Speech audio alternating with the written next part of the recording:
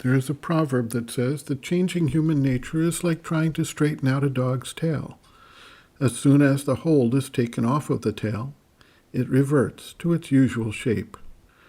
When we reach the level of the material consciousness, we are at the point where the solidity of matter makes change much more challenging than in the more flexible levels of the mental consciousness, the vital consciousness, etc. Another proverb states that you cannot teach an old dog new tricks. We all can recognize that training the body to enhance the capacity or skill set or overcome some limitation is a process that takes time and much consistency in order for it to be achieved. There are, however, embedded deep in the physical consciousness, layers of material consciousness that are so dense and solid that they do not respond to our normal mental and vital methods of exerting pressure for change.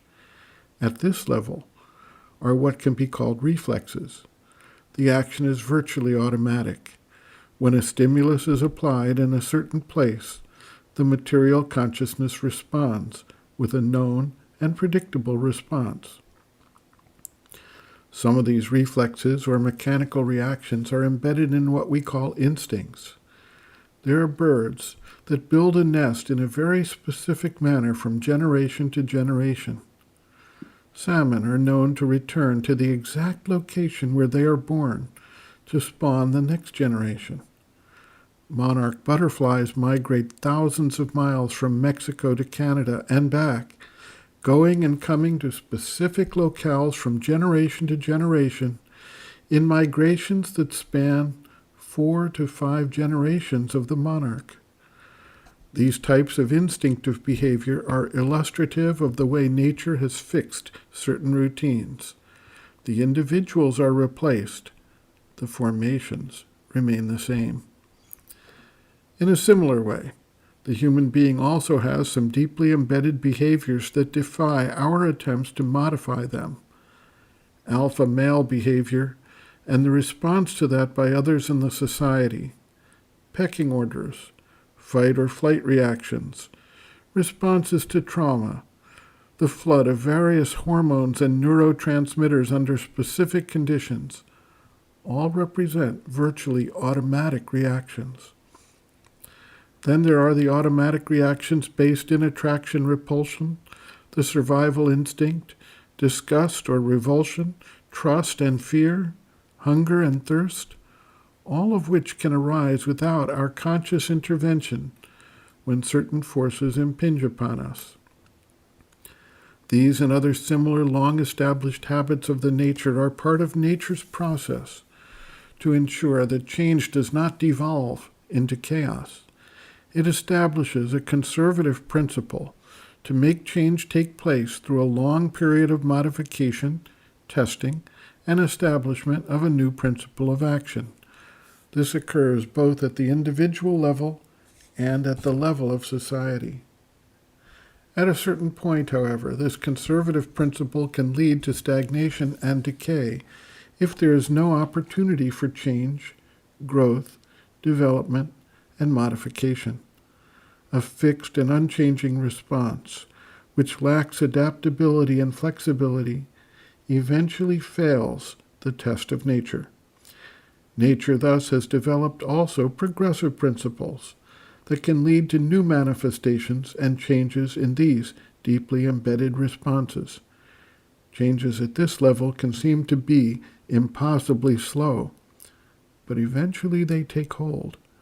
The conservative nature and principle of this mechanical consciousness will eventually adopt the modification and then, in its turn, make it into a fixed routine or dogmatic approach until the next phase of development finally can break through the dense tamasic formation that is created at that level. We can appreciate that the vital force has a limited yet real power to effectuate change in material nature. The mental power has shown a greater capacity to bring about change at the level of matter and the material consciousness, although this too is limited. we can understand that a new, higher power of consciousness and action, embodying the next phase of the evolution of consciousness, may be able to create a faster and more supple response to understand and break through the resistance of the material consciousness, while at the same time ensuring that this is not simply wild change for the sake of change, but is actually bringing our existence to its next level of fulfillment.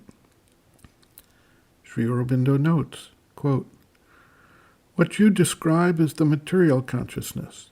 It is mostly subconscient, but the part of it that is conscious is mechanical, inertly moved by habits or by the forces of the lower nature, always repeating the same unintelligent and unenlightened movements. It is attached to the routine and established rule of what already exists, unwilling to change, unwilling to receive the light or obey the higher force. Or, if it is willing, then it is unable. Or if it is able, then it turns the action given to it by the light or the force into a new mechanical routine, and so takes out of it all soul and life. It is obscure, stupid, indolent, full of ignorance and inertia, darkness and slowness of tamas.